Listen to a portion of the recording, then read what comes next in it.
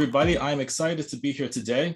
And before I start my workshop on retaining members and attracting new members, I would like to start off with a little Energizer, a little online game that we all can just relax a little bit more. And this game is called What Am I Doing? So I would like to take, since we're a little early, well, approximately 5 minutes so that we can just try this. The game is called What Am I Doing? So I will mime something. And when I mime something, someone in the audience would then unmute themselves and say to everyone, what am I doing?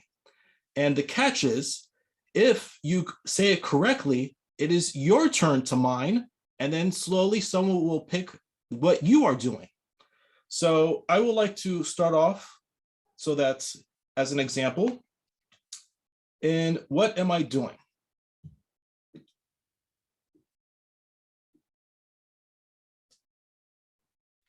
This was an easy one. Does anyone know what I'm doing? Working on the phone. Thank you, thank you. Okay, now I did something because of, we're Toastmasters. We're not like, this is a real professional organization. And there's another way of talking on the phone. If anyone didn't know, if we have other people, I've asked this, I did this game with a younger cousin of mine. And when I said, what are they doing? I didn't understand what they're doing. But the new generation nowadays, when you say, if they're doing something about miming on the phone, they will not do this, they will do this. And then you're like, what are you doing? But this is, the tablets now. So that is the rules. I would like to now start the game official. So once again, if you catch what I'm doing, then it's your turn so that someone else can get the chance to see what you're doing.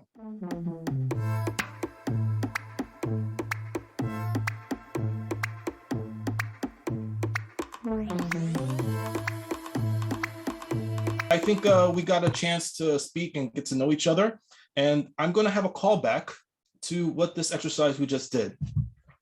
So, ladies and gentlemen, boys and girls, I am going to be talking about retaining members and attracting, maybe I should say attracting new members.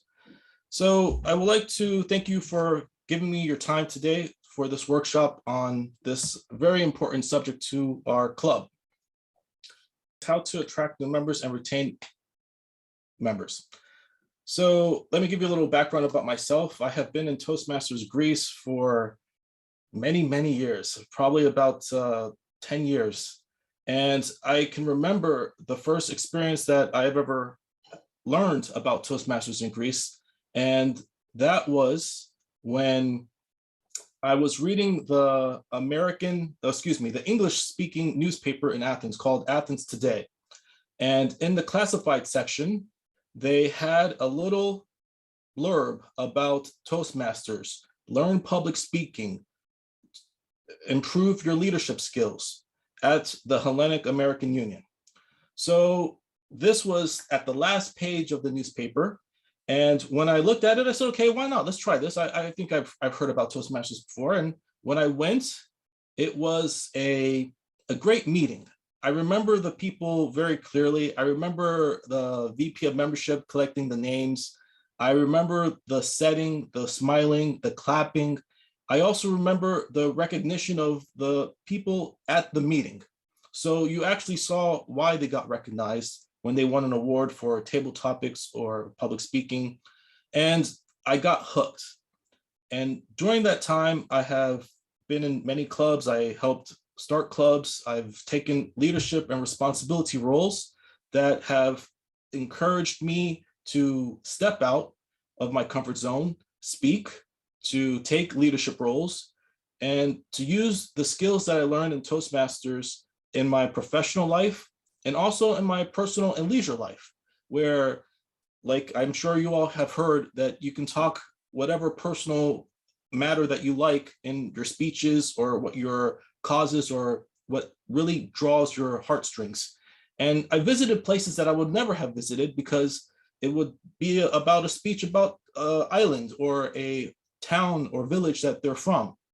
And I got a real in-depth perspective of each member who spoke, and I grew in Toastmasters. And just like a lot of our organizations, we have a turnover problem where Toastmasters recommends a club in good standings should have about 20 members. And some clubs do have this goal of having 20 members or even more, but the part is retaining those members to participate, because a lot of members, they get excited about Toastmasters, they sign up, they're in the meetings, and they are wallflowers. This is an expression of just people who just enjoy the setting. They just want to sit in the meeting and feel that they're involved, but don't want to take any steps to speak or to participate in leadership skills. And unfortunately, those are the members who sign up and they don't renew. So where I'm going to talk about is the mission. Our mission is to provide a supportive, positive learning experience which members are empowered to develop their communication leadership skills, resulting in greater self-confidence and personal growth. So if we have this mission in mind, this will be a great foundation for us to retain members and to get new members. And most importantly, remember the RISE acronym: respect, integrity, service, and excellence. Now, I will be talking about 3 areas in my presentation. 1 would be the members. 2 would be to attract new members. And the 3rd is to retain members. So let's go and analyze. I would like to hear from you. What are your thoughts on members? What is a member for your club? So please leave some messages in the chat.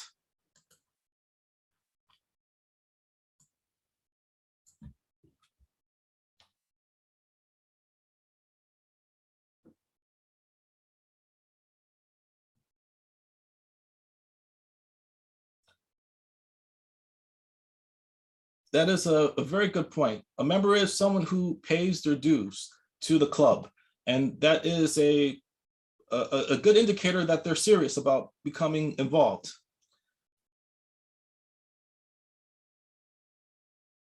Okay, to help and provide service to. Now, one aspect of a member is they have their own personal goals of why they joined. And that is for the club. Either it's an advanced club where they have a lot of evaluations that are in depth to that speaker, or it could be a club that is more of a friendly or more outgoing clubs where the club has a lot of events that takes out. These are things that members look for and are also how they got interested in your club. So why members leave? This is a question.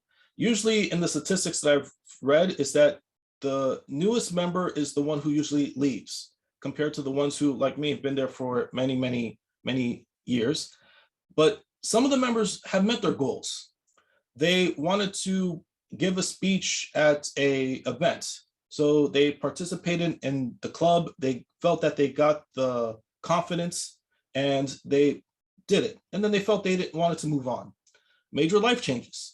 I've surprisingly had a lot of these messages where you've heard members say that recently I had to get a transfer from my job or leave the country.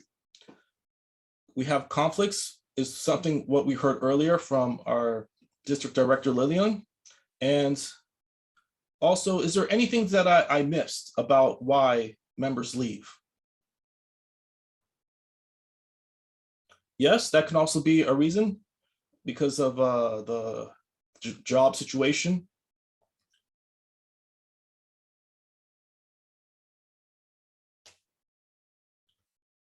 Okay, so let's continue.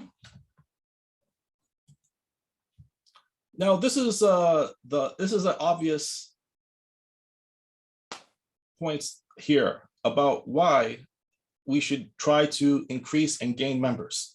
because by doing that, we increase the enthusiasm of the club. If you have a lot of members, you have that enthusiasm of people with different backgrounds, and you also have a diverse membership. So you have different professions, different ages, different ideas that will help each person grow. You get a great tool of members for future leadership roles.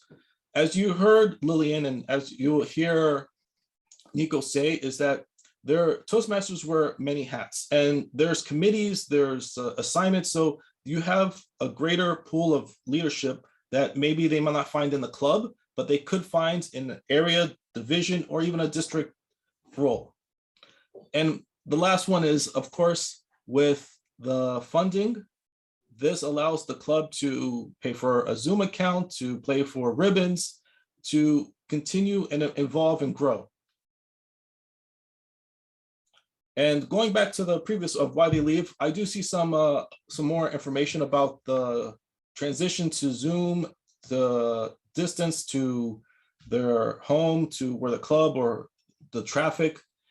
These are good, valid points that could be lessened by just going to the next point of my workshop, is the planning. By planning, you'll be able to mitigate these conflicts. Now, I have 4 ideas for attracting new members. 1, invite your family and friends. You are in a great organization, you are enjoying it, you're taking this time on a Sunday morning to listen to me speak, so you must like this Toastmaster family. And if you like something, why not share it? Why not tell your friend, hey, by the way, I think you might benefit, or you might like my group that I'm a part of. I think it's something that can also help the club and help you. Secondly, it's always a good idea to have a connection with the other clubs in your area or in your division or even in your district, because by having this connection, it's always nice to see that we have guest speakers that are from Thessaloniki visiting Athens on a Zoom setting, or if they're visiting, have a great special speaker series about them. We have Toastmasters that are all over in my club, Europe, the world, and also we have guest speakers and advanced Toastmasters all over the place. Number 3 is conduct speechcraft. The reason I bring that up is that it's been very successful for the club I'm a part of, Athens Toastmaster Academy, where we've conducted speechcraft, where it was a great way of introducing a new potential member to the club, because it's concise, it's something that they can benefit from, and because of the enthusiasm that we get in presenting it, it's a great advertisement for it.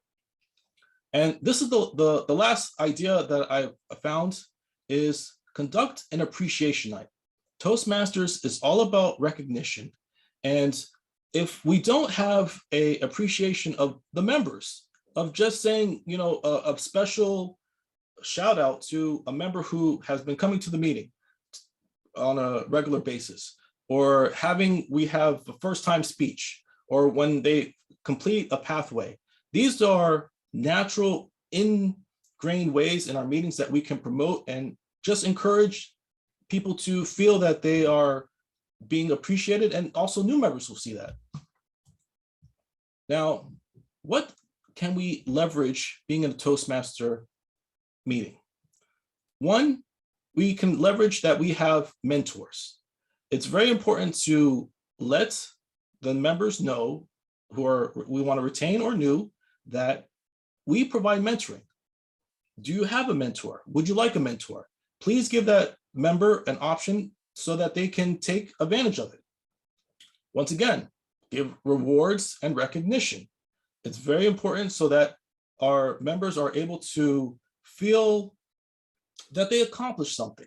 Studies have been done that if you have a recognition at your company if they give you a promotion or they give you a specific title, minus the increase in salary, you are more likely to stay at that company than leave it, because it is a form of recognition. And at Toastmasters, we have that. If you notice in our agendas, we have the abbreviations of where the level the speaker is. So this is something that, we can always apply to the speakers, to the members, so that people are aware of them. Now, this is a very, I don't know if it's a controversial, but I think it's a great tool of being transparent to potential members and to retaining members. And what I mean by full disclosure, we are not hiding anything. So inform your club about everything in the sense of plans for the future, about budgets that the club has, about when the club is going to purchase items for the members. This way, you make members feel that they're involved in the process. They may not be involved in the process of deciding what to do, but they are aware that the club is really putting some funds behind events so that people are more on board. Now, this one is a lot of words squeezed into this slide. And I think that it's very important, because without a plan, there could not be a result. So I have 10 great ideas for implementing a plan for your club. So we have our officers and everyone has their roles, and to help fulfill that role and concentrating on getting members and maintaining members, I would like to suggest that the VP of PR reaches out to members through the website, having parts of their speech. We are in this setting of either Zoom or if it's live, to possibly take pictures to promote that member, to maybe even use the speech on social media, because this is a way of recognizing, this is a way of engaging new members to your club, and always with permission, always ask permission from that member if it's okay to do it. By having social events, now it's things are hopefully starting to open up. Things are going to have capabilities. Now it's the winter Christmas time, so why not have a Christmas party or a Christmas theme meeting or a get together? Take it outside of the meeting so that you can create that networking, that communication, that fellowship with the other members. Surveys are very important. Not 50 question surveys, but 5 question surveys of what are the members' interests, what are the goals. And the reason why I had this now is that it's perfect, because what's everyone going to be doing at the end of the year? At the end of the year, people will be thinking about what they did in the previous year and what they want to do for the next year. So if you have a survey about how, what are your goals? What are your interests? This will help the club officers then focus on where the direction they want for the club. Collecting testimonials will help the PR and the club. It's a way of putting a quote to a name. Sending invitations of future meetings is also good. Helping the Vice President of Education have great special guest speakers. So it's always a good idea to have a guest speaker for your events. Also, to use the resources of Easy Speak. I know a lot of clubs are using it or not using it, but it is a great tool that makes everything uniform. Everything is at one platform so that it's able for you to communicate and then delegate responsibilities so that it makes more of the members feel involved. Mentors is important, which I said earlier, and also ask the new members to give them additional information. It's similar to what Nico said earlier about people not having the standard roles of, making it sure that it's an educational event. Now, 5 habits to build and retain members. I had 10 points in the previous slide. Now I slimmed it down to 5. Let's see if I can go a little bit lower. But 5 habits. It's real simple. Run a professional meeting with an agenda. Respect people's time. You say the meeting starts at 7 and it finishes at 8:30. Respect the time. Every member should greet each other. This is something that I've seen in my club or in many clubs where they have that introduction prior before the meeting starts so that everyone knows who they are. Every meeting is an educational opportunity. Every meeting is an educational opportunity. What I mean by that is that when someone is giving a word of the day as a role, this is a great opportunity to explain, I'm the word master of the day. I chose this word because it fits the theme. The word's definition is this. By doing that, it allows people to understand the benefits. It's the educational part or the evaluation where they have the goals of a speech. Make sure that you take the time, even though you may have members who have participated, it's always a good idea to refresh and to point them out. Hold monthly club officers meetings. It's very important that if the officers are on the same page or on focus, then the club will run smoothly. Include guests in the meeting. So when you have a guest, the best role for them to participate is in table topics. So I suggest have an advanced speaker speak first, then give the second, third, or how many options, or mix it up with guests, because that makes them feel that they are a part of it. And member retention strategy idea, conducting a membership drive. Ask your club members to invite guests to a special meeting. Now, have this meeting where you have an advanced speaker, a middle speaker, and a beginner speaker. Then choose an evaluator that are not too soft or not too hard so that guests can hear the benefits of how they can improve next time they give a speech.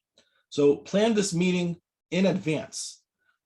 By doing that, you give an opportunity for someone to pick their time for attending. I want to thank you. My time is up for listening. And, we're all in this together.